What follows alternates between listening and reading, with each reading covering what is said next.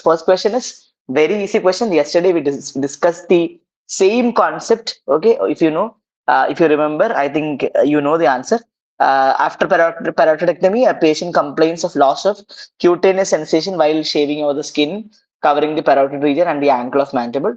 Which nerve is most likely injured? So if you see, so here we had written, so post yes, post parotid surgery, there can be three cases. First one is phrase where you have the gustatory sweating. Okay, crocodile tears are there. Then you have while you are eating, there will be sweating over your cheeks. So that the nerve it is due to the abnormal regeneration of the auricular temporal nerve. And then you have, if the patient has deviation of the ankle of face, then it will be marginal mandibular nerve. And if there is an anesthesia at the angle, that is manifested as it is an anesthesia while shaving, it is due to the greater auricular nerve. Okay, so here the classical history is given. While the loss of cutaneous sensation while shaving over the skin covering parotid region and the angle of mandible. Okay, so the answer will be greater auricular nerve. Okay, so just to add on, greater auricular nerve, it is a branch of cervical plexus. Okay, cervical plexus. Okay, it runs over the sternocleidomastoid muscle, and it supplies the skin over the parotid gland, then supplies the angle of mandible, and it also supplies the lower auricle.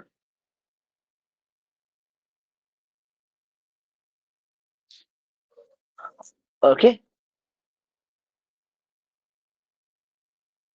so if you say what is the only sensory nerve which is sacrificed in parotidectomy, it will be greater auricular nerve. Okay, so we move on to the second question.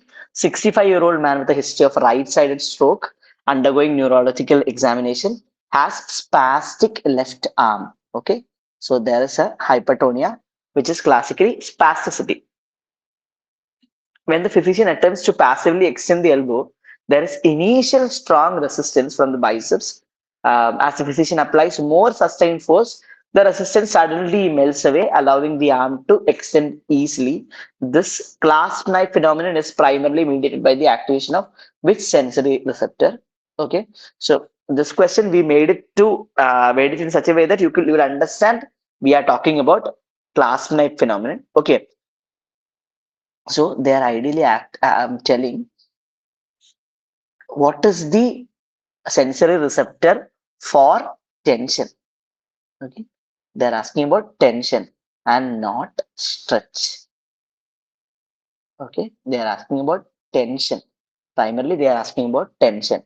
So the initial resistance, it is due to the muscle spindle, and the sudden release is actually due to the GTO. So the answer is Golgi tendon organ.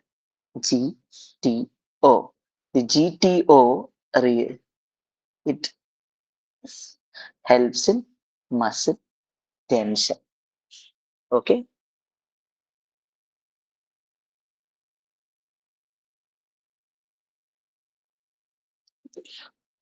So this is a classical upper motor neuron lesion.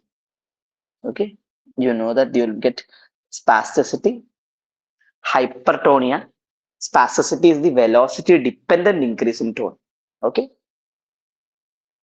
And for tension, it is the GTO. Okay.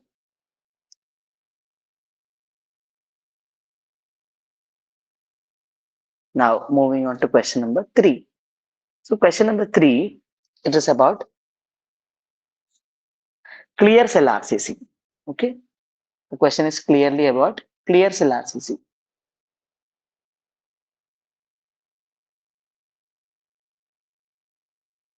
Okay. First statement is it is the most common sporadic renal tumor. Second one is it is associated with loss of long arm of chromosome 3 Then they say it is arising from the distal convoluted tubule, and then they say cells show intracellular accumulation of glycogen and fat. Okay. So about clear cell RCC, just it is indeed the most common sporadic renal tumor. And why do you see clear cells? It is because of the accumulation of glycogen and fat. So does it arise from the DCT? No, it arises from the PCT, from the proximal convoluted tubule. Okay, it arises from the proximal convoluted tubule.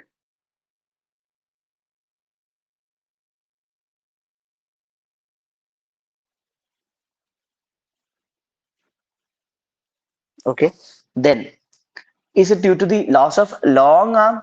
No, it is actually chromosome 3. It is actually 3p deletion. It is 3p deletion and not 3q. Okay.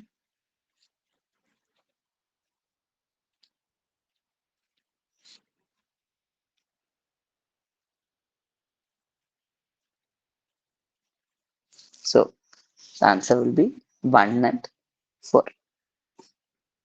Clear cell RCC. Okay. Fourth question. Female with ovarian cancer was on cisplatin therapy. She presented to the hospital with several episodes of vomiting. After giving an anti-emetic drug, the patient developed dystonia. Okay. So they say some drug which caused dystonia. So most commonly, the drug that was given, anti-emetic which was given, was metoclopramide, and the diagnosis is metoclopramide-induced acute dystonia. Okay, the metoclopramide-induced acute dystonia. Okay, that was what that had happened.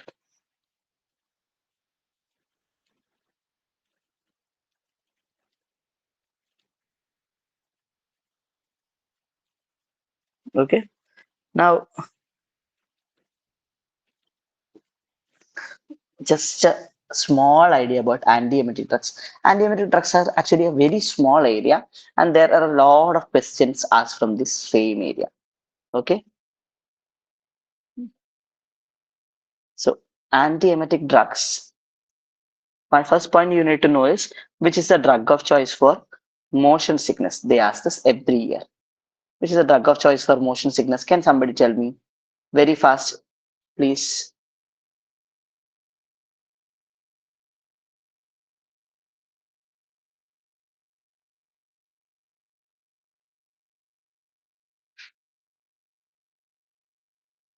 Somebody, scopolamine. Okay, yeah, okay. So yes, you are right. So the anticholinergic drug, there is an anticholinergic, and that anticholinergic drug is actually hyoscine or scopolamine. Hyoscine or scopolamine. But there is still another one. What is that? There is a antihistaminic. And if the antihistaminic drug is asked, then you need to write promethazine. Promethazine. Now, drug of choice for morning sickness will be, what is the drug of choice for morning sickness? Anybody? Morning sickness, which is the drug of choice? Drug of choice for morning sickness? No, it is not metoclopramide. Sorry. Sorry, it is not ondansetron. No. Morning sickness is what you give during pregnancy. So it is actually doxylamine. Okay. And in combination, you can give vitamin B6. Okay. Okay. Now you have CINV. What is CINV? CINV is actually chemotherapy induced nausea and vomiting. For this, it can either be early onset CINV or late onset or delayed onset CINV. Okay. For early onset CINV, the drug of choice is ondansetron or granisetron or palinosetron. What are they? They are actually 5-HT3 blockers. Okay. If it is a delayed CINV, you give a substance P antags or an NK1 antag. Okay. They're the same. And the drugs are aprepitant, rolapitant, or netupitant. Okay. And then you have the classical table, where you need to know there are two drugs. One is the metoclopramide,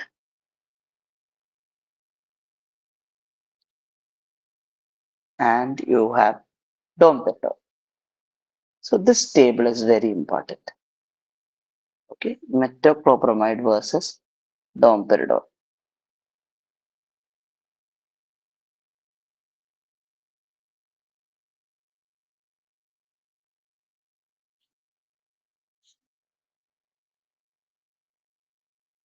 Okay, so what is the basic difference?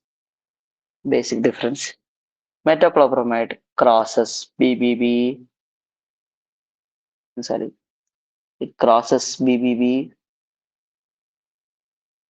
It causes dystonia, and it has other actions like 5-HT3 antag and 5-HT4 agonist.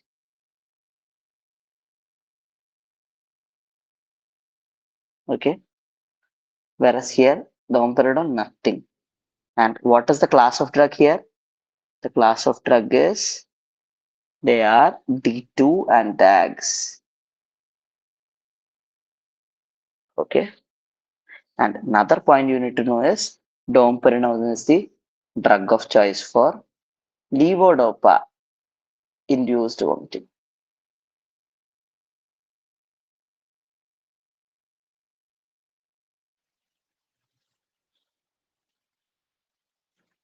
Okay, so these are the points that you need to know about antiemetics. Very important area. Okay, very important area. Question number 5. Okay, 8-day-old neonate is brought to the ED with 2-day history of poor feeding, progressive lethargy, high-pitched cry, tachypnic, intermittent opistotonic posturing, distinct sweet odor from the diaper, hypoglycemia, metabolic acidosis, plasma amino acid analysis shows markedly elevated levels of leucine, isoleucine, and valine. Which of the following enzyme deficiencies is most likely the cause of this condition? So, what is the diagnosis? Can somebody tell me what is the diagnosis in this condition? What is the diagnosis of this question? Please.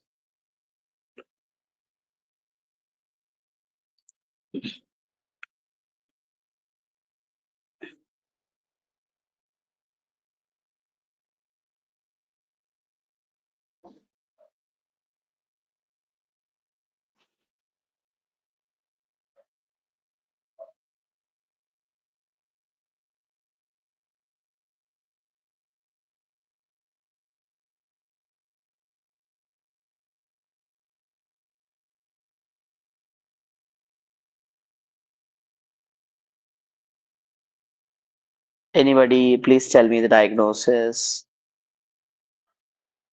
Yeah, okay. I'm sorry. I didn't see. I couldn't see.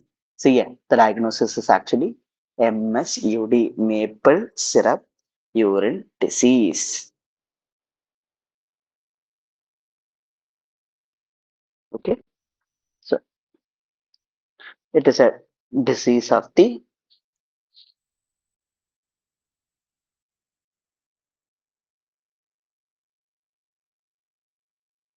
Sorry, just a minute. It is getting hanged.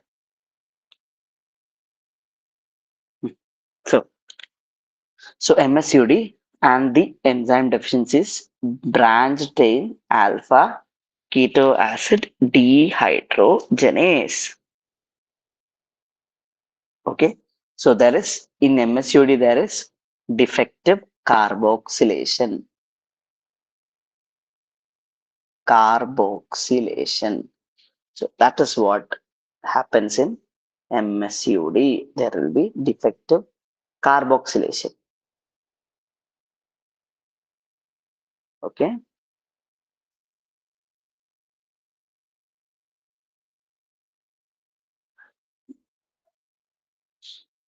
Now, can somebody tell me how do you detect keto acids?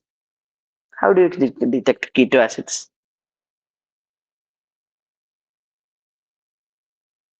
How do you detect keto acids?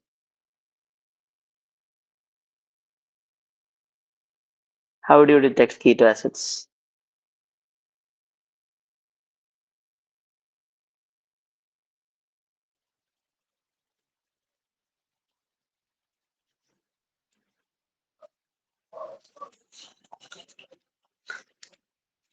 Yeah, exactly. You do a Rotheras test. Okay. Yeah, plasma beta hydroxybutyrate is that they are the keto acids. Okay. You do Rotheras test for keto acids. Okay. And which is the coenzyme required? Coenzyme is B1. So just to know what are the B1 coenzymes they ask every time. What are the reactions or enzymes where B1 acts as a catalyst or vitamin B1, thiamine. Okay, thiamine acts as a catalyst. Where? So I remembered it as B apt. Okay, B apt. It is a very famous code. It is given in first aid. Okay, so stands for branched chain keto acid dehydrogenase. Then A is for alpha keto dehydrogenase. Okay, the citric acid cycle one. Then you have pyruvate dehydrogenase, and then you have trans ketolase. Okay, so these are the four enzymes where B1 act as a cofactor, not coenzyme, cofactor act as a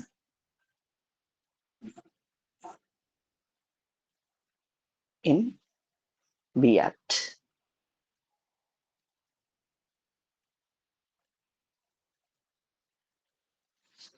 Okay, so that is why I told about BCKD. Okay, branched chain keto acid dehydrogenase. Okay, just to tell other urine orders. Okay, where do you get tomcat urine? Then you have rotting fish urine. Then you have this cabbage shape urine, cabbage smell urine. Then you have mousy odor. Then you have this burnt sugar odor. Then you have this swimming pool.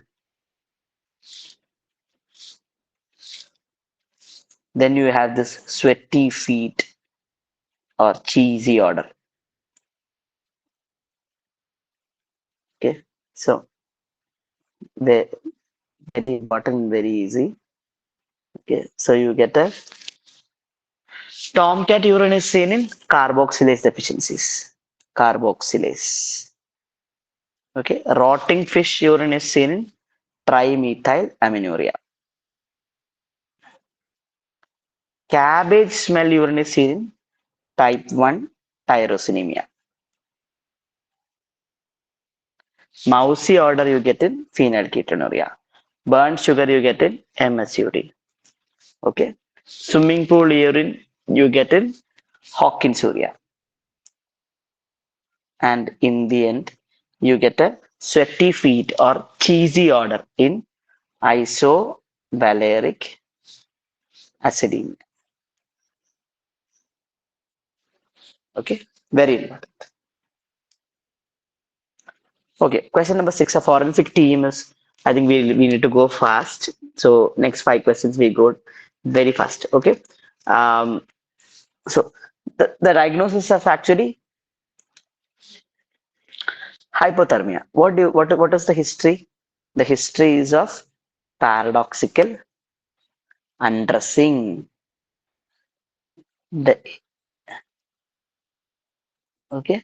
The body is found partially clothed with a jacket and shirt located several feet away. So this is called as paradoxical undressing. Okay. Why? Because there will be peripheral vasodilatation leading to false warmth, and hence the patient will remove the clothes. Okay. Okay. Question number 7. Question number 7. Child who had previously received a complete schedule of rabies vaccination in 2018 now comes to the OPD with a history of a dog bite. So, dog also received a complete rabies vaccination. What is the next line management? In short, they are asking the re-exposure prophylaxis of rabies vaccination. So, the re-exposure prophylaxis is actually single site deltoid. Okay, very important point. Okay, single site deltoid intradermal on day 0 and day 3. Okay, no need for any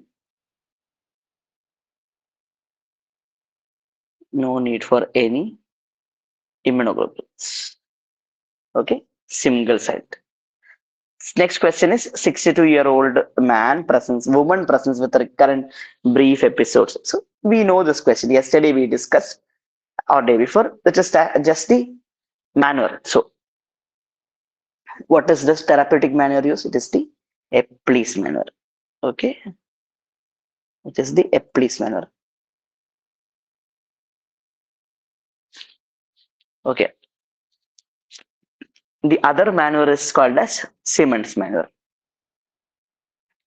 Another manner is, oh, sorry, another manner is Simmons manner. Brand Darrow's exercises are the vestibular rehabilitation exercise. Rehabilitation exercise. Okay. Okay. So for information, I am a rehab specialist also. This is very important for me. Okay. So question number 9. 35-year-old woman, 2-day history of acute onset redness, mild discomfort and gritty sensation, denies significant pain, photophobia, visual acuity 6/6 both eyes, sectoral injection of superficial vessels.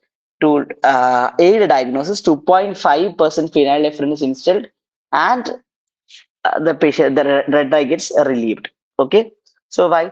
It is because there is episcleritis. Okay, why is it episcleritis? Because there is blanching of the superficial vessels with blanching of superficial vessels with the phenylephrine. Okay, if it was scleritis, it would have been deep vessels. So to differentiate between scleritis and episcleritis, we use the symbol phenylephrine drop test. Okay, phenylephrine drop test. Now question number 10. Question number 10 says a 24-year-old female is brought to the emergency department after her partner found her making superficial cuts. As seen, Her history is significant for multiple similar episodes. Um, Unstable and intense interpersonal relationships, chronic feelings of emptiness, impulsive behaviors like binge eating, reckless spending. So, which is the first line and most effective condition. So, what is the diagnosis? The diagnosis is nothing but it is borderline personality disorder.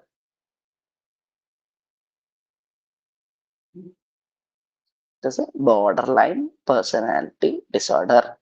Okay, and the treatment of the borderline personality disorder is nothing but DBT, dialectical behavioral therapy. Okay, question number 11. So, which of the following is not used as a condition? So, what is the diagnosis? It is nothing but it is acne vulgaris. Acne vulgaris. So, adapalene is used, retinoic acid is used, benzoyl peroxide. Okay, so why not drugs? Okay, so drugs are actually the adjunct in treatment of, they are actually adjuncts. They are actually adjuncts. They are asking the first line therapy.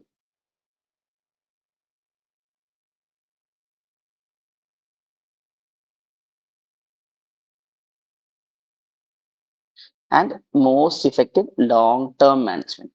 So they are actually, they by this term they are asking for the psychotherapy of choice. Okay. Yeah. Thank you, Harsh, for the question. Please feel free to ask your doubts. Okay. Question number 12, 72-year-old male. So it is not fluconazole. Why is it not fluconazole? Very basic. Fluconazole is an antifungal drug. Okay. So another important area you need to learn is the antifungal drugs classification.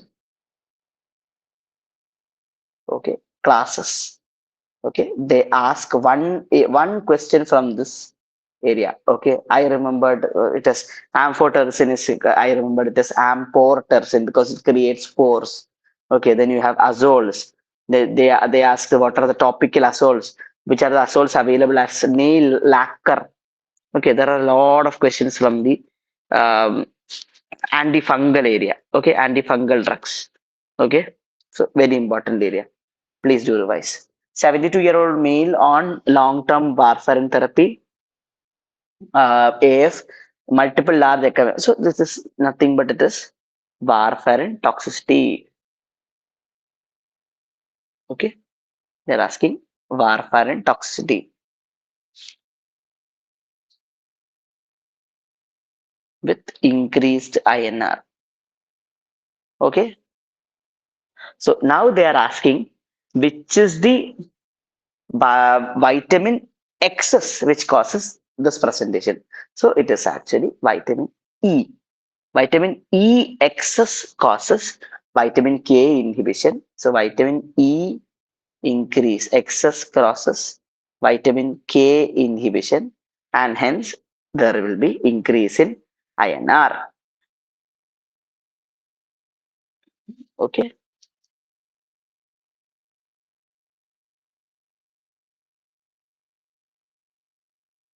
Vitamin E excess.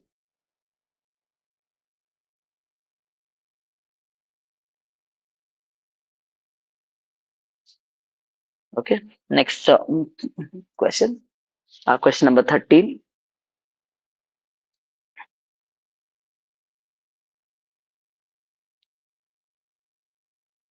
There is a brain lesion in the elderly with okay, so MRI is not, MRI image is not given, I suppose. No, was the MRI image given in your question? I'm sorry. Was the MRI image given during the question daily series? Oh, okay. So actually, they actually meant a butterfly tumor. Sorry. Extremely sorry. It is something that happened. I didn't check. Sorry. So they might they should have been given something like this. They should have given a butterfly tumor. Okay, and it will be nothing but It will be GBM. Okay, GBM. Very important. GBM. Glioblastoma multiforme. Okay. Elderly solitary lesion. Okay. Question number 14. Now they are asking a retroperitoneal hematoma. Okay. They are asking about retroperitoneal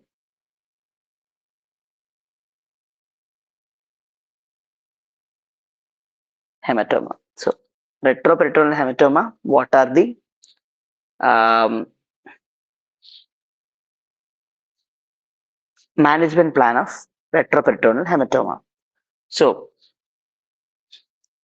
just I'll tell the basic concept. If it is a zone 1 injury, if it is blunt, you explore.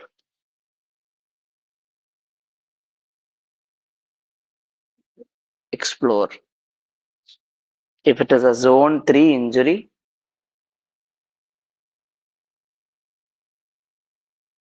you usually do conservative.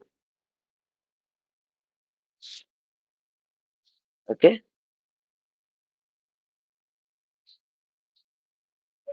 And if it is a zone 2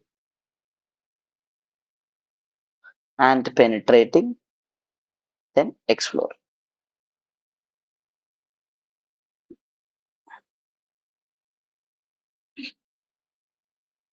Okay.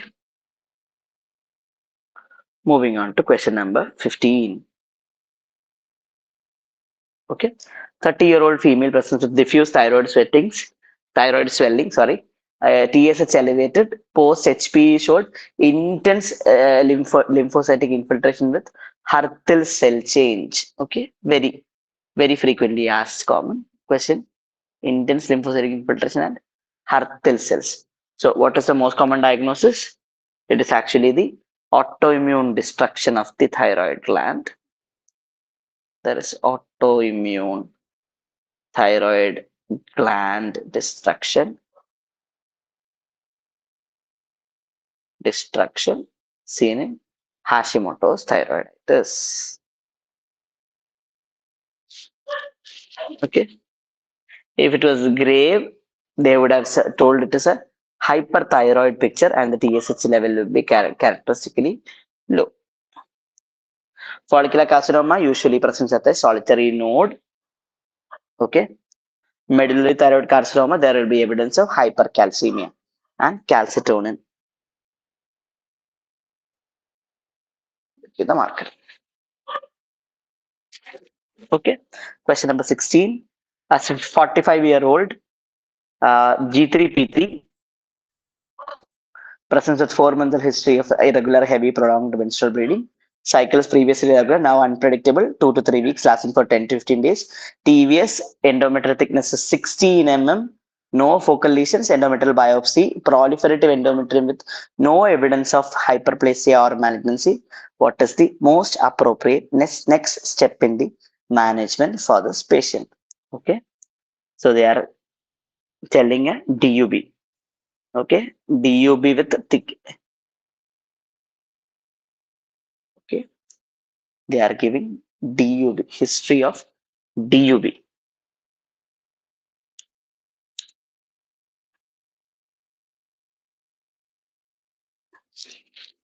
Okay, so which is an anovulatory DUB. So anovulatory DUB, what is the next step? You treat with progesterone, cyclical progesterone therapy. Okay, palm coin. Okay, it comes under AUBO. Okay, so there will be continuous unopposed estrogen action. So you give a cyclical progesterone therapy. Okay, so why not hysterectomy? Surgery only if there is a suspicion of malignancy or failed medical therapy. Okay, in a young anovulatory patient, no, it is not. Why not estrogen alone? If you have been given estrogen alone, then already there is excess estrogen attack. it will worsen the hyperplasia. Why not? Why are we not giving any combined OC pills? It can be used, but progesterone alone is the classical answer for anovulatory AUB. Okay. Now, question number 17. 30-year-old male presents with persistent draining sinus over the right tibia. A ring sequestrum is seen. Okay. So, ring sequestrum is classical finding of COM. What is COM? Chronic osteomyelitis. Okay. And now they are asking which is the um, most likely etiology. So it is the chronic osteomyelitis, also called as pin tract infection in the external fixator. Chronic pin tract infection in the external fixator. Okay. So sequestrum is actually a dead. It's actually a dead devascularized bone.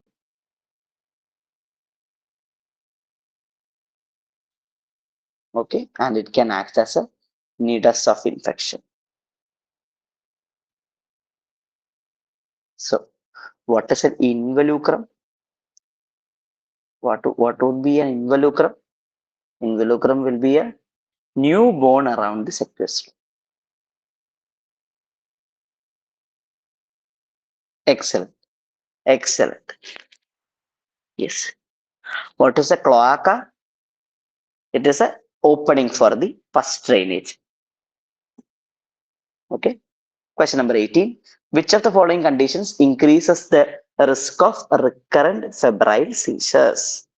Okay, so febrile seizures is a very important area where they ask what are the conditions or what are the case findings you get in a recurrent. What is the chance of getting a recurrence in the febrile seizure attacks? Okay, so the correct answer is 1, 2, and 3. Okay, so what are the key risk factors? The key risk factors are early age at first seizure, that is less than 18 months. Okay. Then you have low grade fever at the time of seizure, at seizure time. Then if there is a family history. Okay. So what does not increase the recurrence? What does not increase is one is high fever is actually protective in this case. Okay. Then if there is a long duration of seizure, duration before of fever before the seizure, unlikely to recur. And the third one is older age. Okay. In older children, there will be less chances of recurrence. Okay. Next question, question number 19. 58-year-old male presents with 5-year history, 5-year history of intractable burning pain in the lower back. Okay. His past surgical history is significant for lumbar laminectomy, and MRI is performed. This radiological finding. So, what is the radiological finding here?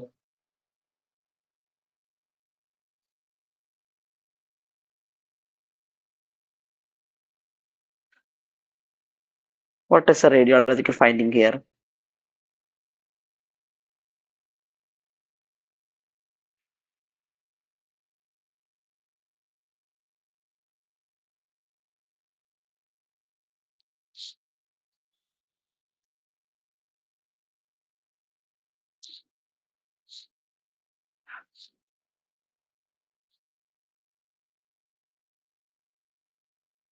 What is the radiological finding? Anybody?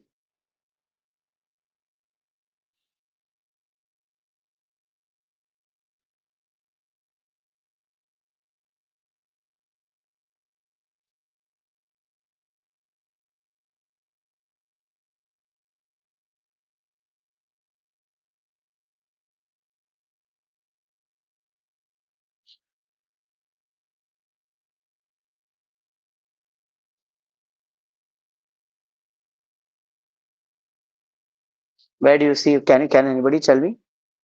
I'm not seeing any messages. Empty Tika sign. Okay. Empty thecal sac. Okay. Where is the thecal sac?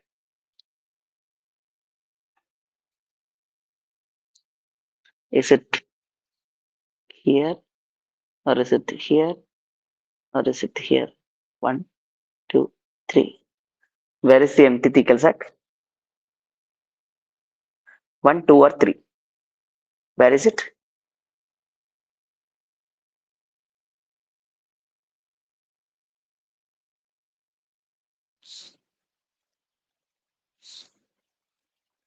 Yeah, excellent. So it is actually, you see a clumping of nerve roots, or you get something called as empty thecal sac sign,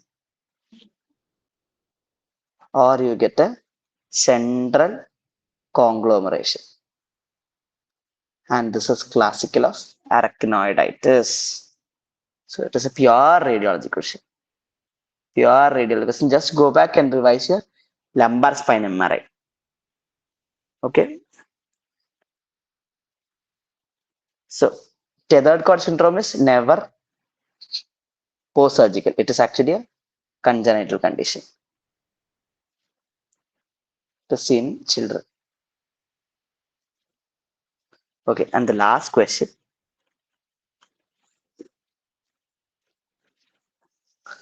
65-year-old male undergoing interscalene block with bupivacaine. Okay, now what is this is actually very important. The history is suggestive of LAST. What does LAST say? It is local anesthetic systemic toxicity. Systemic toxicity. Okay, and the treatment is actually intralipid emulsion infusion intravenous. I'm sorry, intralipid emulsion. Okay, so when there is local anesthetic systemic toxicity, you give intralipid infusion. Okay, it is seen with bupivacaine as it is the most cardiotoxic drug.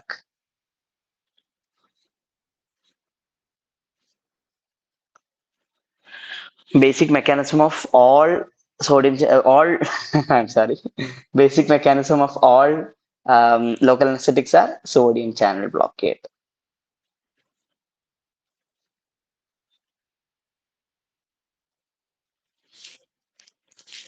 Okay, so why do you give lipids? Because there is something called as the lipid sink theory. What does it say? That is, lipid emulsion absorbs the lipophilic anesthetic.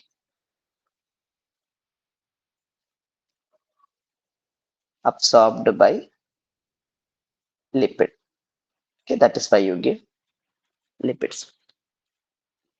So why is it not sodium bicarbonate? Sodium bicarbonate you give it for TCA toxicity, tricyclic antidepressant toxicity. Where do you give calcium gluconate? You can give it in hyperkalemia. You can give in hypocalcemia. Where do you give max sulf? You can give it in WPW syndrome.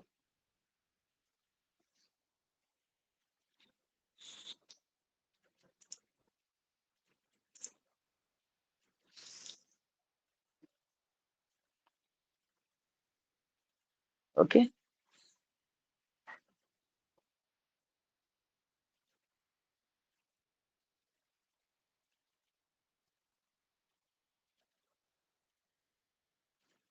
Sorry, it's not WPW.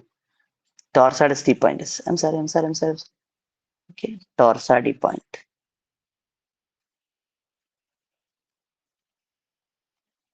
Okay. Yeah. Any doubts? Any doubts? Any doubts? Anybody? Any doubts? Any question? Doubts? Any question?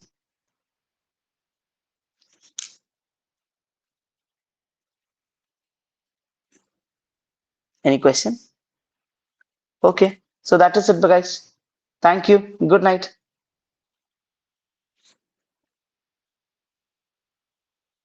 Hope this was useful.